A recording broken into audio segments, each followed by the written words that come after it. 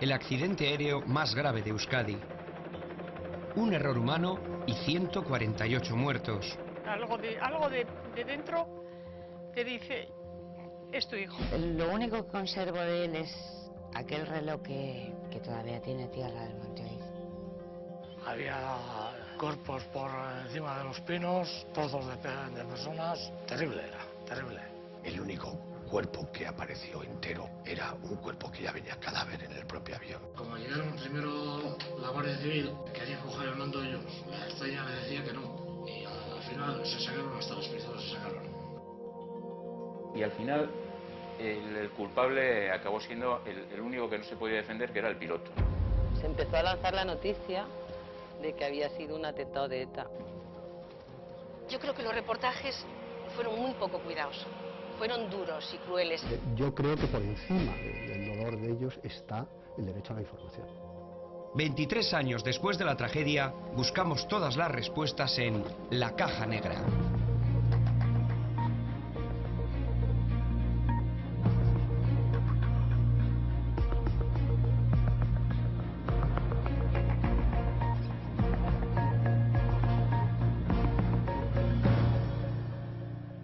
Subimos con el tractor, pero ya se veía que estaba todo destrozado. Había cuerpos por encima de los pinos, trozos de personas y una cosa terrible era, terrible. Di unas voces a ver si vivía alguien y ahí no contestaba nada. Silencio.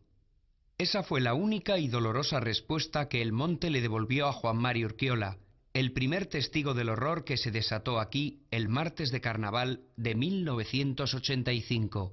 Un Boeing 727 acababa de estrellarse en esta ladera. Un error fatal, unos pocos segundos y todo había terminado para los 148 ocupantes de la Alhambra de Granada. Para los demás, el drama acababa de comenzar. La tragedia conmocionó a Euskadi y dejó al descubierto que no estábamos preparados para una situación así, porque lo peor vino después del impacto: el caos, la descoordinación, 8 víctimas sin identificar, Iberia en entredicho, y las voces que todavía hoy siguen afirmando que Oiz fue un atentado de ETA. Pero, ¿cómo fueron los últimos minutos en la cabina del avión? ¿Se pudo haber evitado la tragedia? ¿Qué ha pasado con las familias de las víctimas? Y sobre todo, ¿podría repetirse?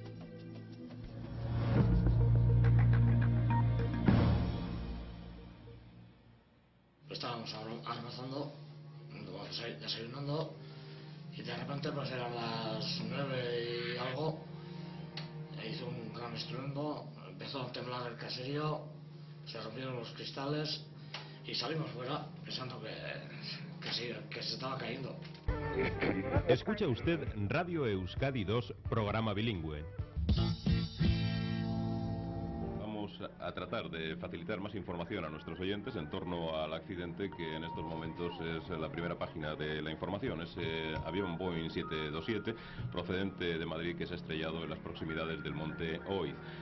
Los restos de la Alhambra de Granada yacían despedazados sobre la ladera de este monte del corazón de Vizcaya. ¿Qué pasó exactamente para que un vuelo regular, con una tripulación que conocía a la perfección el aeropuerto de Bilbao, acabara estrellándose en el Oiz? La aeronave, un Boeing 727 fabricado en 1979, salió de Madrid con destino a Bilbao a las 8:47, con unos minutos de retraso sobre la hora prevista. Todo parecía ir bien hasta que, a punto de iniciar la maniobra de aproximación a Sondica, la torre de control pierde contacto con el vuelo 610 de Iberia a la altura de Durango. A las 9:27, apenas 8 minutos antes de llegar a su destino, el avión choca con una antena de televisión. La colisión daña la parte inferior de la nave, que pierde el ala izquierda, gira sobre sí misma y colisiona contra la ladera del monte. A consecuencia del impacto, el aparato se despedaza hasta su destrucción total, abriendo una gigantesca brecha en el pinar del monte Oiz. Los restos humean a más de 900 metros de la antena de ETB. La nave volaba por debajo de la altura recomendada A pesar de que la niebla cubría prácticamente toda Vizcaya, no hubo supervivientes. Los 141 pasajeros y los 7 tripulantes fallecieron al instante. Comandante Patiño, Delta Unión con 141 pasajeros. Tripulación estándar estimada. La toma de tierra aproximadamente I-25. Cambio. Viento 110 grados, 4 nudos, visibilidad 4 kilómetros, reducida por niebla. Cambio. Estamos en la vieja terminal del aeropuerto en Sondica, el lugar al que jamás llegó el avión siniestrado. Estupor, incredulidad, desasosiego. Terribles sensaciones recorrieron estas salas por las que nunca desembarcaron los ocupantes del 610 de Iberia. Sus familias estaban a punto de descubrir que nunca volverían a verles. Y aquella mañana, por primera vez después de un mes, salí a la calle porque mi parto había sido por cesárea. Pues escuché por la calle un comentario que había habido un accidente de avión en Bilbao. Entonces, directamente, ya no pensé más, se me desgarró el alma en ese momento. Mi hermano era marino y él no era su época de venir de permiso, ¿no? No le tocaba venir todavía de permiso. Un compañero del barco se puso enfermo, había que trasladarlo, entonces él hizo de guía o de acompañante, ¿no? Mi madre puso la televisión y nos enteramos de que realmente cuando yo iba a llevar a mi hija al colegio había habido un accidente. Estábamos en casa todos, no recuerdo por qué, si eran carnavales o qué, pero dio la casualidad que estábamos todos. Y de repente la señora de la limpieza me dice, María Ángeles, han dicho que se ha caído un avión en Bilbao. Y ya en ese momento, zas, ya, vamos, algo de dentro te dice, es tu hijo. Yo estaba ese día estudiando, vinieron a buscarme a clase. Me dijeron, tu padre ha tenido un accidente y vete a casa. Yo estaba trabajando en ese momento en la empresa de mi padre y de pronto uno de los empleados pues me dice que ha habido un accidente en el avión en el que viajaba mi padre. Pues teníamos 19 años cuando ocurrió el accidente esa mañana, unos críos. Acaba de tener mi hijo, éramos una familia feliz, éramos una pareja feliz y no podía entender que había algo tan terrible, ¿no? que me iba a destrozar la vida. Junto a las víctimas anónimas, en la lista de pasajeros del vuelo 610 de Iberia figuraban los nombres de varias personalidades de la política, las finanzas o la medicina. Pero toda tragedia tiene siempre una cara y una cruz. 2 importantes políticos anularon su billete a última hora. Francisco Fernández Ordóñez, que después sería ministro de Asuntos Exteriores, y Marcos Vizcaya, portavoz parlamentario del PNV. Este hecho fomentó las hipótesis de quienes quisieron ver la sombra de ETA en el Monte Oiz. Pero no fueron los únicos con suerte. No solo me salvé del accidente del Monte Oiz, sino que también tuve la suerte de salvarme de otro accidente, del accidente del choque en Barajas del avión de Santander con uno de Aviaco que iba a Santander con uno de Alitalia que venían, creo, de Roma, que chocaron en las pistas de Barajas. Como suele ser habitual, periodistas y fotógrafos fueron los primeros en llegar al lugar de los hechos. Olfato, suerte o profesionalidad. Así lo recuerdan ellos. Yo entonces trabajaba en Deia y recibí una llamada del periódico diciendo que había habido un accidente de aviación en el Oiz, que no fuese al periódico a Bilbao, yo vivía en Lekeitio, que fuese rápidamente al sitio. Nadie iba por el lugar que había que ir. Habían dicho que había chocado el avión contra las antenas del Oiz, entonces la gente empezó a subir de Garay o de algún otro sitio, con lo cual no había nadie, simplemente había un Ertzaina dirigiendo el tráfico en lo que hacía una especie de cruce hacia el lugar del accidente. Pues me fui ladera abajo, muy duro, durísimo, porque había que sortear todo lo que había tirado el avión en su caída. Bueno, había dejado atrás ruedas del avión, los motores, el fuselaje, que lo había ido fotografiando, y cuando estaba ya como a unos 300 metros vi salir humo. ¿Qué vieron los primeros testigos del horror de Oiz? Allí estaban los que contemplaron el infierno desde la puerta de su casa, los que acudieron al rescate, los curiosos y los que, sin saberlo, se encontraron de repente en el abismo. Nosotros veníamos a una avería normal, una avería común.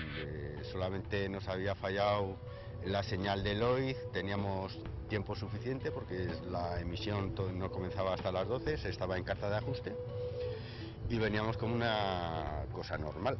Había mucha bruma que se mezclaba con humo, aquello parecía, la verdad, un vertedero, una cosa... Hola, buenos días. De nuevo estamos aquí para ofreceros noticias. Antes un testigo directo nos decía en que la vaguada donde se encuentra el avión es una especie de autopista por donde ha viajado, por donde ha bajado, queremos decir el aparato. El aparato se estrelló contra la ladera del Oiz a más de 300 kilómetros por hora. El impacto pulverizó tanto fuselaje como ocupantes. Los cuerpos quedaron salvajemente mutilados, tanto que el tiempo no ha podido borrar de la memoria de los testigos las más crueles imágenes que un hombre puede imaginar. Pues había aquí el cuerpo de una persona, solamente el tronco, y después pues subí arriba y pues aquí a unos 100 metros estaba ahí, en el río estaba la cabina del avión. Y luego en algunos casos pues había alguna bota, había una bota o un zapato y claro, te dabas cuenta que de encima del zapato había un pie. Recuerdo así ahora más o menos que durante años aparecieron restos humanos en esa zona. Aquello en sí era una cosa fuerte, era todo un caos ahí, todo cuerpos colgando de las ramas, todo papeles, maletas, trozos del avión, motores humeantes, era toda una cosa. Como a unos 20 o 30 metros vi una cosa colgada en un árbol que yo creo que era un tronco humano sin miembros ni cabeza. Y la verdad, no se lo he contado nunca a nadie, pero bueno, la mente te juega malas pasadas y no quise darle más vueltas.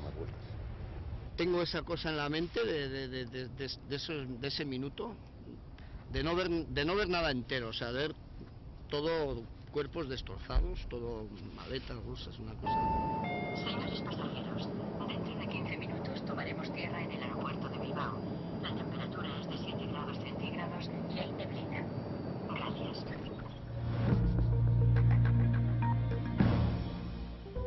Primero les dijeron que había habido un accidente, que tal vez era el vuelo de su hermano, su marido o su hijo, que incluso podía haber supervivientes.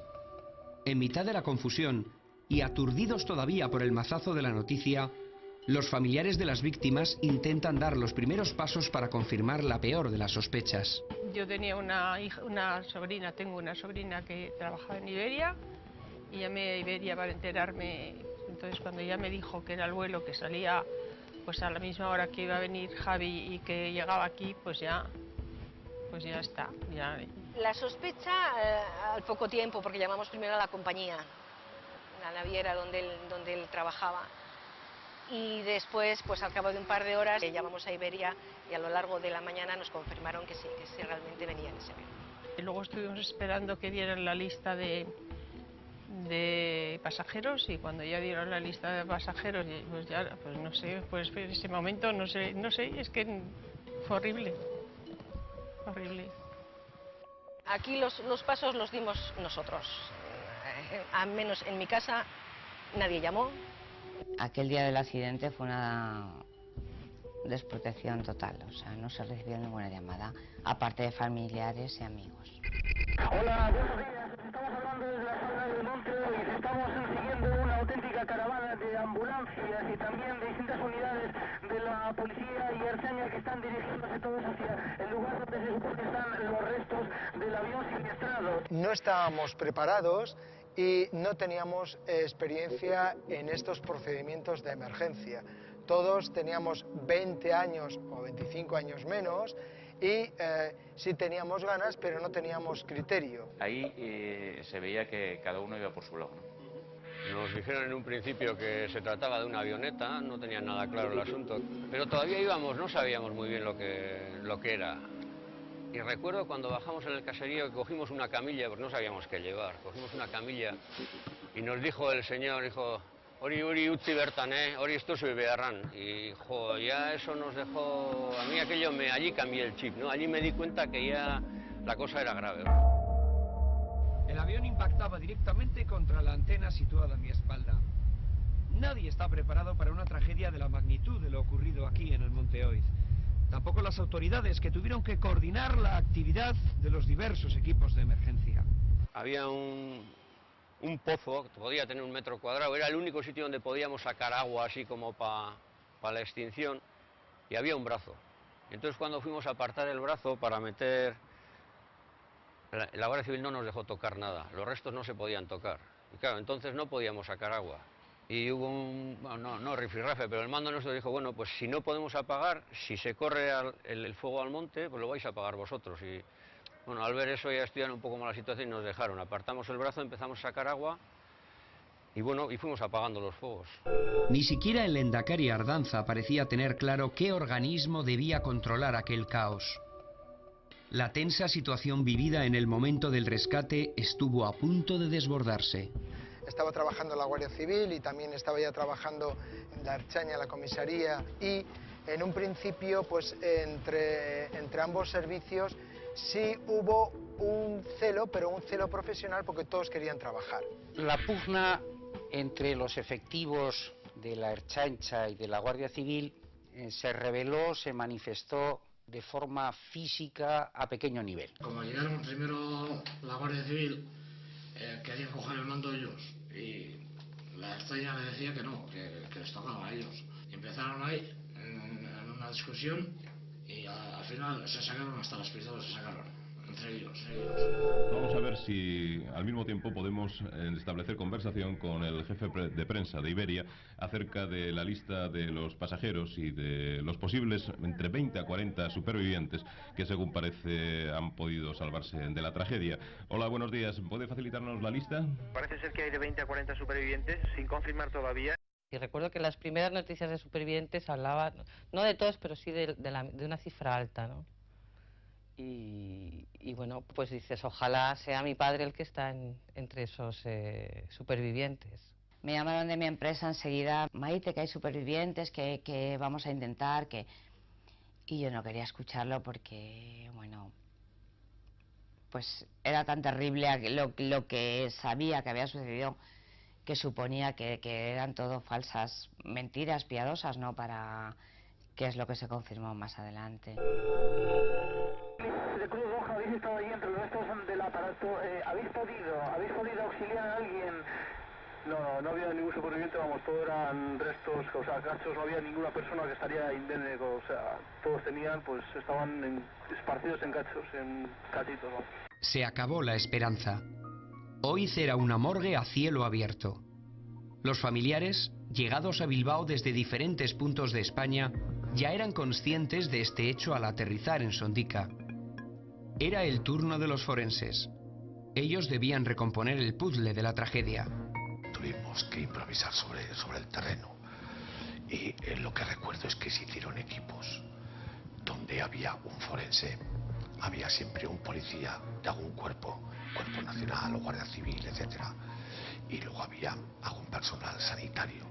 Olía, como puedo leer, un matadero, olía a carne, había una multitud de restos, pero había la cabina del avión, estaba en el fondo de una vaguada echando humo y había restos humanos por todas partes, tanto sobre los árboles como en el suelo.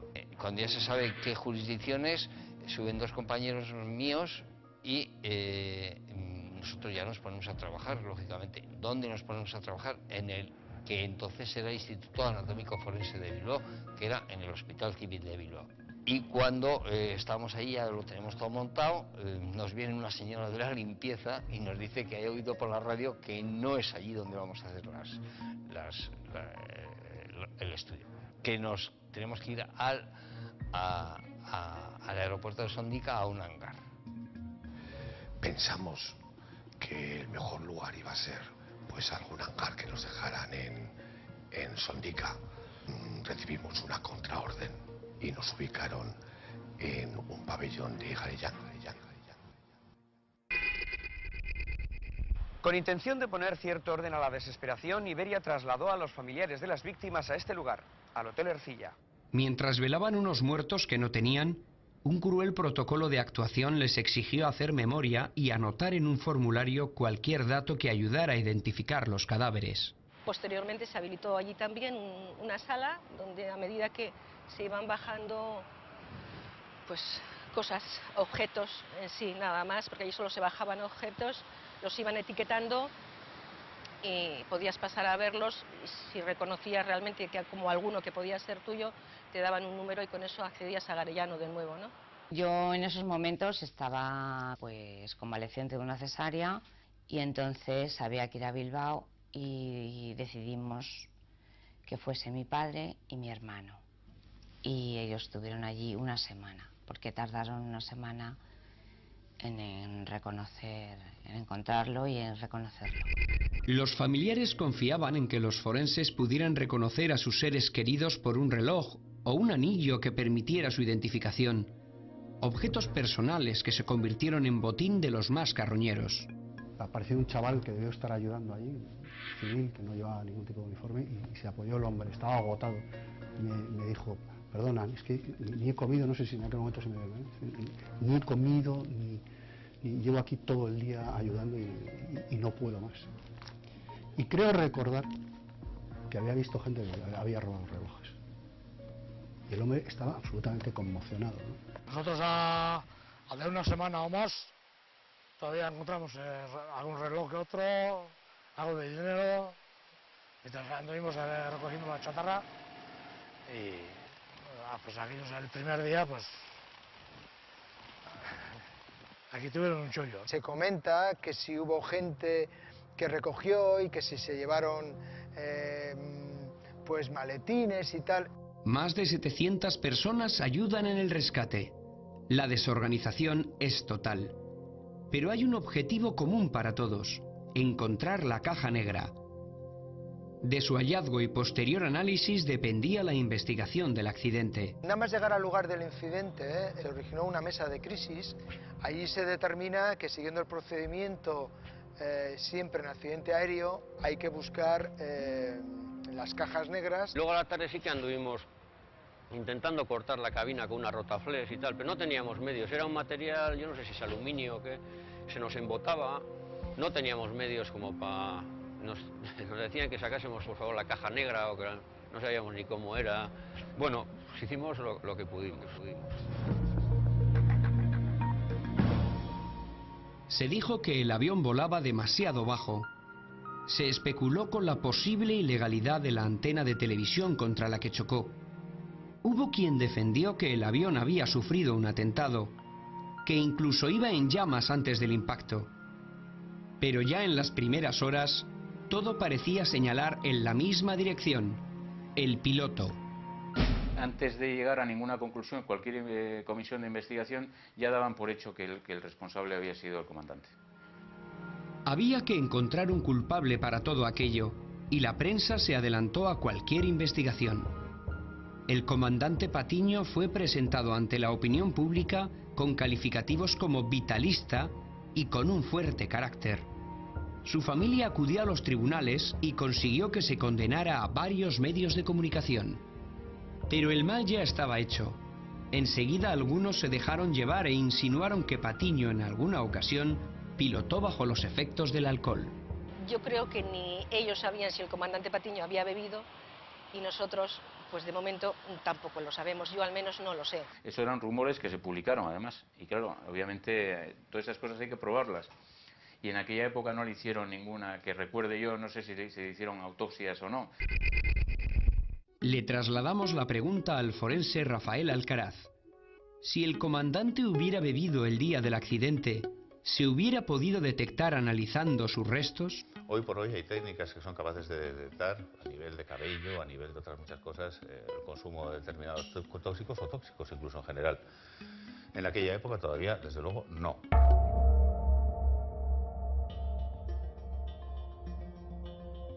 La sala en la que nos encontramos era en el año 85 el salón dedicado a las operaciones y meteorología del aeropuerto de Sondica. Desde aquí se coordinaron todos los movimientos aquel martes de carnaval del año 1985. La Comisión de Investigación de Accidentes Aéreos revisó todo lo que se vivió aquí la mañana del accidente.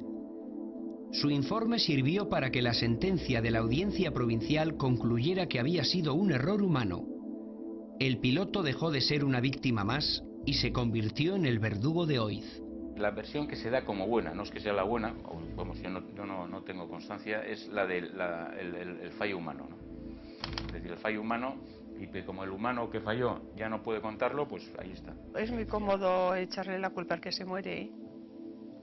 Yo no creo que el comandante saliera en malas condiciones, como dijeron. No lo creo. Puedo asegurar que el comandante Patiño era un señor en toda la ley. No pienso ni creo que fuera un fallo humano. Todo el mundo ha cuestionado a Patiño. Nosotros vamos a revisar los últimos pasos que dieron él y su tripulación. Este es el análisis, punto por punto, de los hechos que se recogen en el informe técnico del accidente. ¿Qué pasó exactamente en la cabina del 610 de Iberia?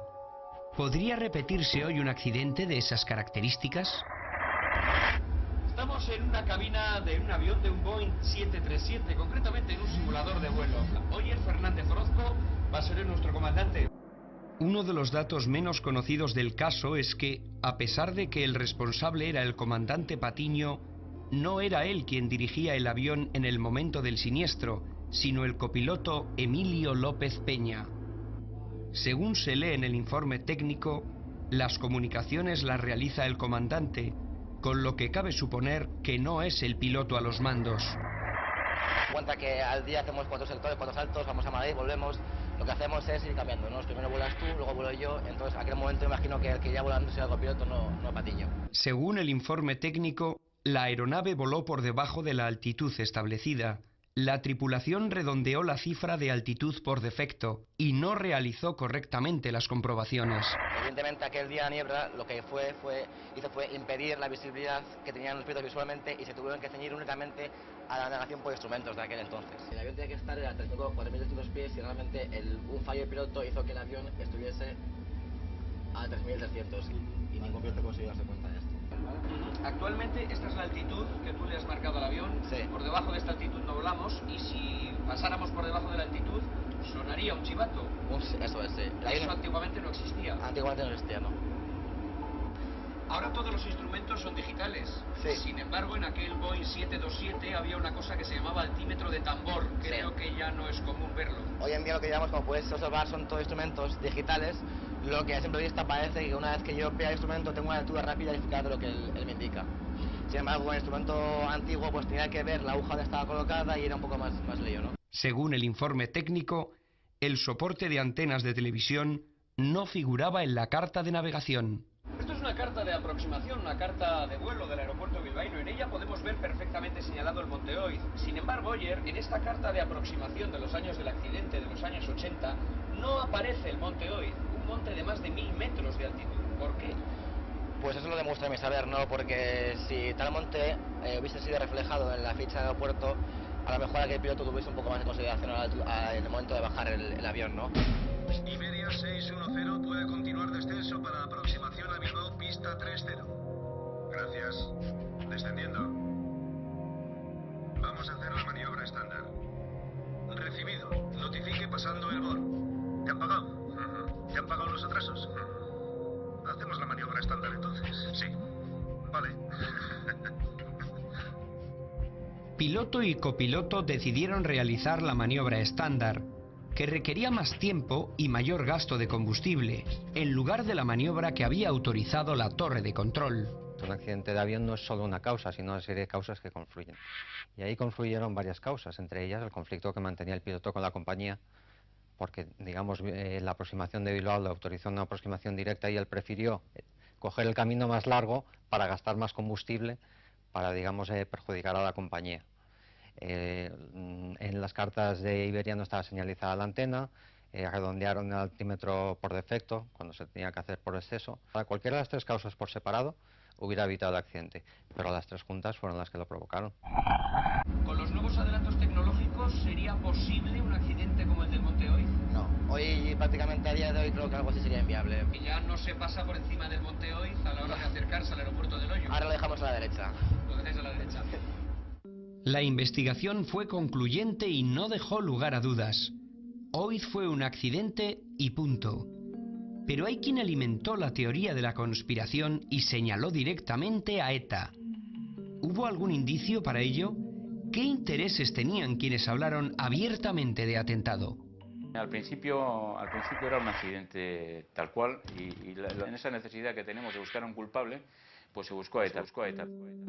A pesar de que en 1985 viajar en avión era un lujo reservado para clases altas y hombres de negocios, fue precisamente la lista de pasajeros la primera pista que hizo pensar en una acción terrorista. En ella destacaba Gregorio López Bravo, un exministro de Franco. Además, nunca fueron identificados sus restos, con lo que se dispararon todas las alarmas antiterroristas. Pues alguien comentó que no se le había visto en el avión o que no había una seguridad absoluta, y curiosamente se pudo verificar a través de las propias azafatas de tierra del aeropuerto de Barajas. Se pudo comprobar su presencia porque este señor era el que había retrasado el avión. La hipótesis de atentado se convirtió en novela. Su autor, piloto y amigo personal del comandante Patiño, especulaba con una posible conspiración por parte del gobierno para ocultar los hechos. ¿Qué piensan los familiares de los muertos? ¿Preferirán pensar que todo su dolor es fruto de la fatalidad, del azar, o que alguien dio la orden de derribar el avión? En aquel accidente hubo muchas personas importantes que en el último momento se desalojaron de ese avión. Y ese avión estaba amenazado, ese vuelo y el anterior estaban amenazados de bomba. Esa es la información que tenemos los familiares de las víctimas. La teoría de la bomba no se sostiene y quien quiera sostenerla sabe que está mintiendo. Claro, cuando se demuestra que ha habido varios accidentes y que son causados por una negligencia de Iberia o de algunos de los ocupantes o técnicas que también se imputan a Iberia, pues lógicamente ahí les hacen pues lo que es una subida importante de primas. Entonces se empezó a lanzar la noticia de que había sido un atentado de ETA. ¿Infundadas teorías de la conspiración o inconfesables secretos de Estado? Vayamos a las pruebas. Para quienes trabajaron en la zona y para los que llevaron a cabo las autopsias, ¿existió algún indicio de atentado? Desde el punto de vista actual, lo que nosotros vimos ahí, repasada la documentación gráfica que tenemos, desde luego no hay ningún motivo para pensar que hubiese alguien dentro que provocase la explosión. Que la explosión viniese de fuera, tampoco tenemos ningún dato así relevante que nos permita hacer esa afirmación. En este momento están trabajando varios helicópteros para el transporte de los cuerpos y se espera efectivamente la orden del juez para el levantamiento de los mismos. Ellos recogían plásticos, en bolsas de plástico, y nosotros bajábamos aquí, a la ladera esa, que estaban ahí los helicópteros, y de ahí llevaban a Garellano. A última hora de la tarde, 7 helicópteros aterrizaban junto al gimnasio del antiguo cuartel de Garellano. Transportaban más de 50 cajas con los restos de las víctimas mortales de la Alhambra de Granada. Forenses de Madrid y Bilbao se enfrentaban a la que sin duda alguna sería la noche más larga de sus vidas. Los cuerpos que llegaban no eran cuerpos, eran prácticamente restos de miembros, trozos de piel, intestinos, huesos, pies, manos. Prácticamente yo diría que el 100%, excepto curiosamente, el único cuerpo que apareció entero o prácticamente entero era un cuerpo que ya venía cadáver en el propio avión. Es decir, el avión transportaba un ataúd, un cadáver, y ese fue el único que yo recuerdo que salió entero, prácticamente entero. Es que el avión tuvo un impacto muy fuerte contra tierra y la velocidad con que llegaba pasó de ser de 300 o 400 kilómetros por hora a prácticamente cero, con lo cual se produjo un movimiento de aceleración brusquísimo en los cuerpos, saliéndose incluso de la propia piel o polifragmentándose, que es lo que nosotros encontramos. Cuando teníamos los dedos derechos teníamos una ficha policial. Cuando se nos acababan las manos derechas empezábamos con anillos, con restos identificativos de cada persona. Todos querían un cuerpo que enterrar. El macabro enigma de la identificación de los despedazados cadáveres tardaría días en resolverse. Al cabo casi de la semana, parece ser que apareció un grupo que había quedado en la cola del avión, que parece que estaban los cuerpos más enteros, y entonces a raíz de ahí mi padre me comunicó que había identificado el cadáver.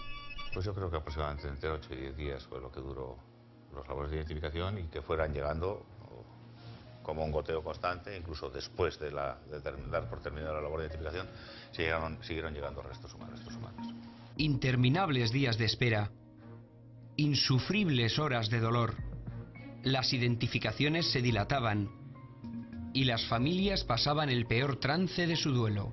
Nos pedían todo tipo de ayuda, ¿no? Para hacer todas las pruebas, poder reconocer lo mayor posible a esa persona, identificarla de una forma exacta y realmente tener la certeza de que aquello que iban a entregarte era tuyo. Yo recuerdo que el día antes del accidente, pues hablar con mi padre y quedar para ir juntos porque íbamos al dentista. Y unos días después, muy pocos días después, para que pudieran identificarle, pues yo tuve que ir al dentista a recoger lo que es su molde dental para que pudieran identificarlo. Tardaron lo menos, no sé, 8 días en identificarle. Entonces fueron 8 días un poco de angustia, ¿no? Pues que nosotros le queríamos enterrar en nuestro panteón y había gente que no había aparecido. El único recuerdo a la memoria que queda en este cementerio vizcaíno de los fallecidos en el Monte Oiz es un pequeño monumento funerario que ocupa el centro de la parcela, donde están enterrados hasta 74 féretros con un número indeterminado de víctimas. Los restos que se inhumaron sin identificar correspondían a los 140 que fueron identificados, posiblemente. También a los 8 que no fueron identificados. Si no se hacía un análisis genético, una identificación genética, podía corresponder a cualquiera de las víctimas que hubo en el siniestro. Entonces, aquellos restos que no eran en aquel momento identificables, lo que hicieron fue guardarse con una numeración adecuada en una fosa. Se enterraron. Parece imposible que hace poco más de 20 años se enterraran en una fosa común los restos sin identificar de las víctimas de Oiz. Es más, 8 de las familias no recibieron nada del cuerpo que esperaron durante días, incluida la de López Bravo. ¿Cómo pudo esto pasar? ¿Hubiera sido hoy posible? Bueno, pues se utilizaron fundamentalmente huellas dactilares, radiología en algunos casos, ropas y objetos personales de la gente, que es absolutamente fundamental. Los procedimientos que probablemente hoy día se tomarían serían los clásicos, porque los clásicos siguen siendo válidos para identificar a las personas, como puedan ser las huellas dactilares, la ficha odontológica, los dientes, los aspectos particulares que pueda haber en huesos, etc. Lo que pasa que para aquellos casos que se han quedado sin identificar, pues muy posible hoy con las técnicas de ADN no hubiera ocurrido esto.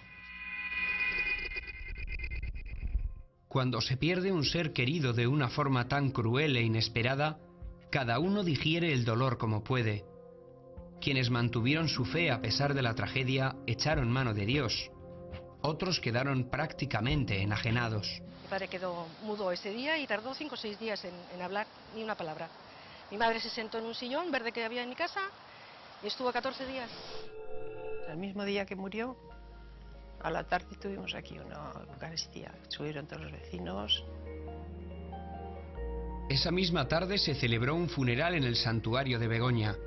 La asistencia de autoridades fue masiva. Todos los poderes públicos estuvieron allí, pero las familias se quejan de que solo buscaban salir en la foto.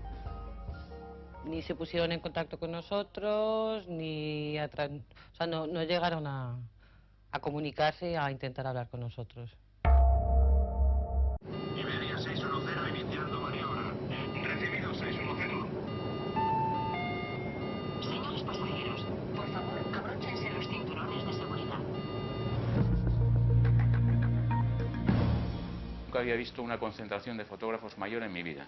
Vinieron fotógrafos profesionales, no solo los vascos y los de zonas cercanas, sino también de otros sitios, yo no sé cómo aparecieron.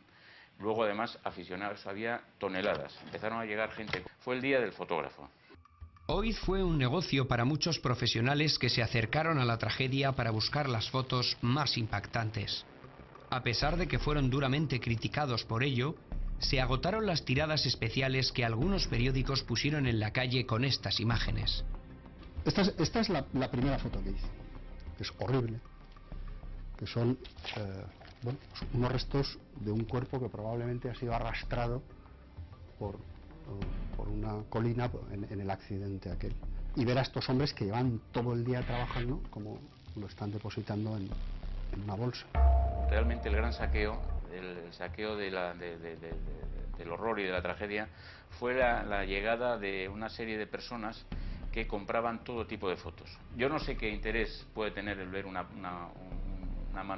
mano desgajada del cuerpo o un resto de un humano. Interview en aquellos años era una revista que llegó a alcanzar unas ventas históricas. Enseñaba todo aquello que durante 40 años de dictadura no se había visto en papel impreso. Yo también tenía fotos más duras que las que hemos publicado. Y yo creo que a veces se pueden evitar situaciones que crean mucho dolor.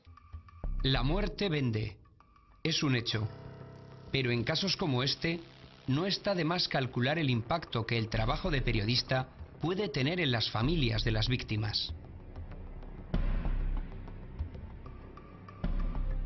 Hubo ciertos medios, como por ejemplo Interview, que sacó pues en sus páginas muchas fotografías de contenido absolutamente morboso. O sea, la prensa en aquellos momentos quería buscar morbo, quería buscar el impacto, ¿no? Y nosotros no quisimos, o sea, hubo ofertas importantes para hacer reportajes. Yo creo que los reportajes fueron muy poco cuidados. Fueron duros y crueles. En mi casa durante mucho tiempo no se puso la televisión porque mis padres no lo vieran, ¿no? Ni se abrían los periódicos, hay una maleta con ellos, están guardados. Seguramente hubo quien sí reconoció a su hermano o a su hijo en alguna de estas fotografías. El derecho a la información puede llegar a ser una bofetada en la cara de quienes viven la noticia en primera persona.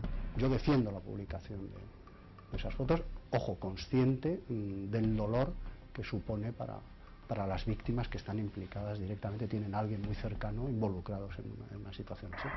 Yo creo que por encima del dolor de ellos está el derecho a la información.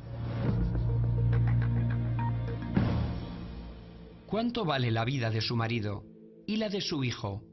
¿Cómo valorar algo que no tiene precio?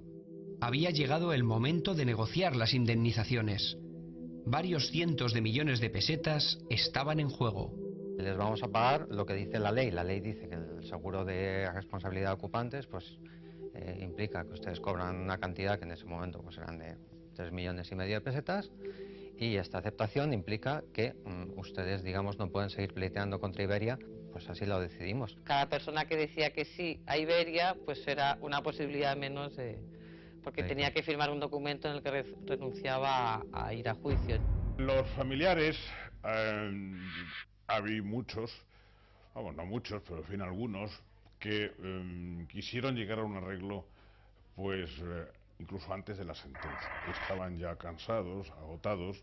Te decían, oye, pues mira, Iberia quiere pactar y quiere que hagas tal, pues vale, pues vamos a Iberia. En un seguro de Hartford de 10 millones en aquel momento, pues vale, pues firmamos. Las indemnizaciones fueron una porquería, porque en la vida de una persona no vale lo que dieron entonces. También algunos pues tenían problemas económicos y les venía muy bien la indemnización, y bueno, pues percibieron la indemnización que en ese momento pues Iberia les ofrecía.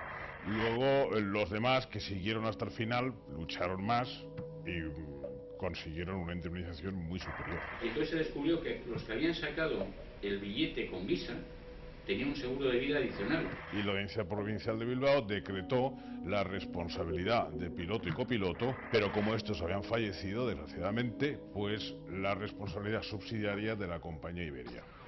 Con esta sentencia, aquellos que no firmaron con Iberia estaban en mejor posición negociadora. El dolor se convierte en hostilidad cuando a las familias se les menciona a Iberia. La actitud que la compañía tuvo con ellos parece haberles dejado ampollas. Yo no he tenido ningún contacto con Iberia para nada. Esa carta que se escribe, como se escribe siempre a una persona que sabes que se ha muerto y que dices, oye, lo siento, y punto. Ni siquiera se pusieron en contacto conmigo, fue a través de mi empresa y nunca más, no he sabido nada más.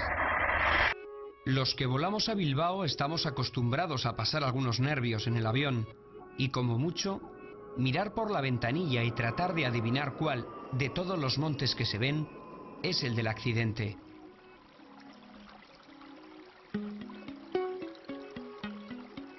Pero, ¿qué sentirán las familias de los fallecidos en esta tragedia cuando suben a un avión y se abrochan el cinturón de seguridad? ¿Qué les pasará por la cabeza? ¿Se aprende a vivir con la cicatriz del monte Oiz en el alma? Yo monté en avión en los 4 o 5 meses y con mucho miedo y con... Nadie sabe lo que yo sentí, pero lo hice porque pensé que si él había muerto ahí, ¿por qué no iba a montar yo? Si tenía que morir, iba a morir igual. Pues a día de hoy, cuando subo a un avión, lo primero que puedo pensar es que he tardado 23 años en cogerlo. Yo volé hace unos años a Sondica, hace 3 años, y la verdad es que me impresionó todavía. Julio y su hermana melliza tenían 19 años cuando su padre murió en el accidente del monte Oiz. Julio, sin pretenderlo, es el ejemplo más claro de que la vida continúa. Siempre había querido ser piloto, era mi sueño desde pequeño. Empecé mi carrera con 31 años, pero bueno, era una de esas ocasiones de ahora o nunca, con lo cual lo hice con mucha ilusión. A pesar del hecho de la muerte de mi padre en un accidente aéreo, pues considero que esto me gusta tanto que a pesar de ello he querido hacerlo. 5, por favor. Mínimo 1.6. 3. 4.300. Curva.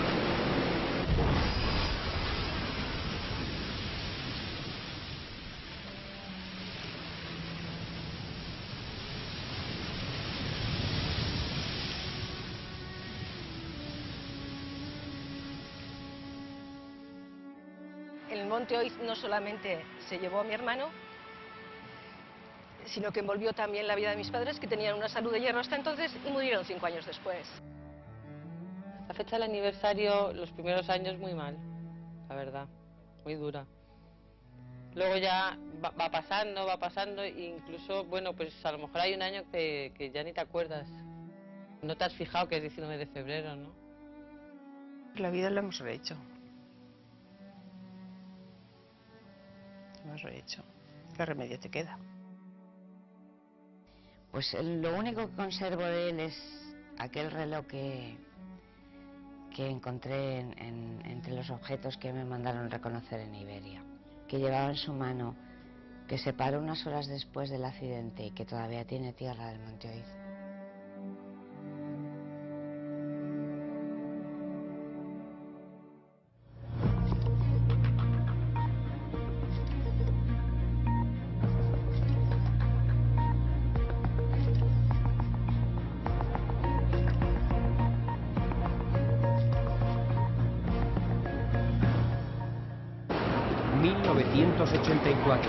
Tras el cierre de Euskalduna, Bilbao se convirtió en una ciudad en guerra. La próxima semana lo veremos en La Caja Negra.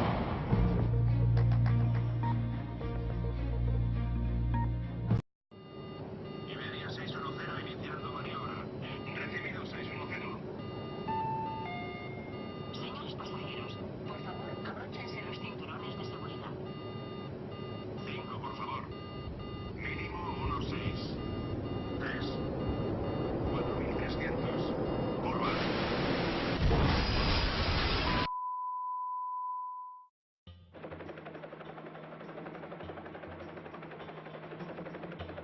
El accidente aéreo más grave de Euskadi. Un error humano y 148 muertos. Algo de dentro te dice, es tu hijo. Lo único que conservo de él es aquel reloj que todavía tiene tierra del Monte Oiz. Había cuerpos por encima de los pinos, trozos de personas. Terrible era, terrible. El único cuerpo que apareció entero era un cuerpo que ya venía cadáver en el propio avión. Como llegaron primero la Guardia Civil, querían coger el mando ellos. La estrella le decía que no. Y al final se sacaron hasta los pistolas, se sacaron. Y al final el culpable acabó siendo el único que no se podía defender, que era el piloto. Un Boeing 727 acababa de estrellarse en esta ladera. Un error fatal, unos pocos segundos y todo había terminado para los 148 ocupantes de la Alhambra de Granada. Para los demás, el drama acababa de comenzar. La tragedia conmocionó a Euskadi y dejó al descubierto que no estábamos preparados para una situación así, porque lo peor vino después del impacto: el caos, la descoordinación, 8 víctimas sin identificar, Iberia en entredicho, y las voces que todavía hoy siguen afirmando que Oiz fue un atentado de ETA. Pero, ¿cómo fueron los últimos minutos en la cabina del avión? ¿Se pudo haber evitado la tragedia? ¿Qué ha pasado con las familias de las víctimas? Y sobre todo, ¿podría repetirse?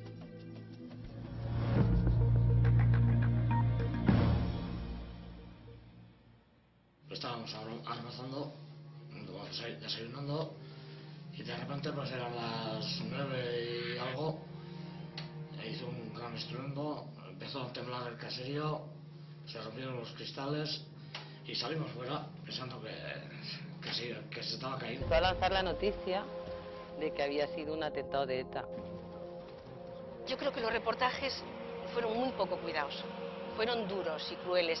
Yo creo que por encima del dolor de ellos está el derecho a la información.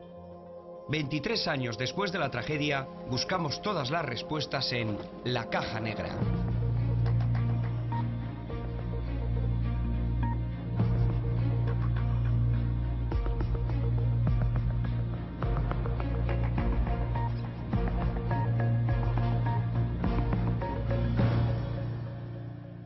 Subimos con el tractor, pero ya se veía que estaba todo destrozado.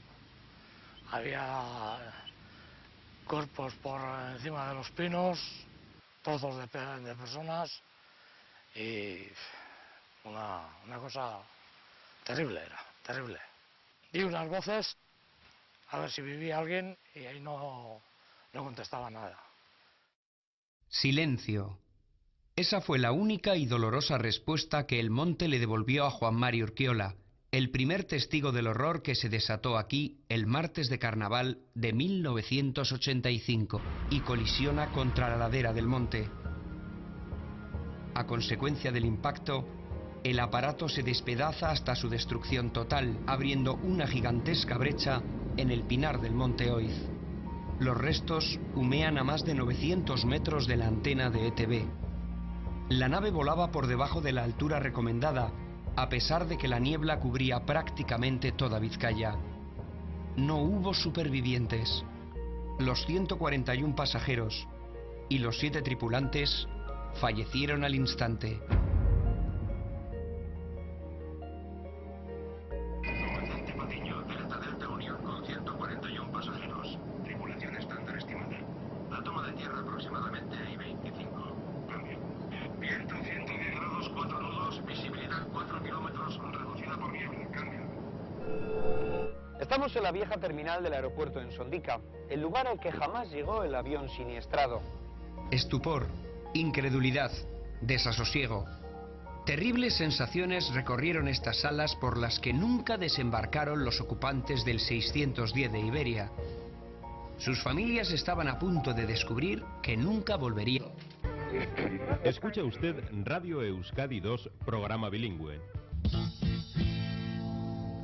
Vamos a tratar de facilitar más información a nuestros oyentes en torno al accidente que en estos momentos es la primera página de la información. Ese avión Boeing 727 procedente de Madrid que se ha estrellado en las proximidades del monte Oiz. Los restos de la Alhambra de Granada yacían despedazados sobre la ladera de este monte del corazón de Vizcaya. ¿Qué pasó exactamente para que un vuelo regular, con una tripulación que conocía a la perfección el aeropuerto de Bilbao, acabara estrellándose en Eloiz. La aeronave, un Boeing 727 fabricado en 1979, salió de Madrid con destino a Bilbao a las 8:47, con unos minutos de retraso sobre la hora prevista. Todo parecía ir bien hasta que, a punto de iniciar la maniobra de aproximación a Sondica, la torre de control pierde contacto con el vuelo 610 de Iberia a la altura de Durango. A las 9:27, apenas 8 minutos antes de llegar a su destino, el avión choca con una antena de televisión. La colisión daña la parte inferior de la nave, que pierde el ala izquierda, gira sobre sí misma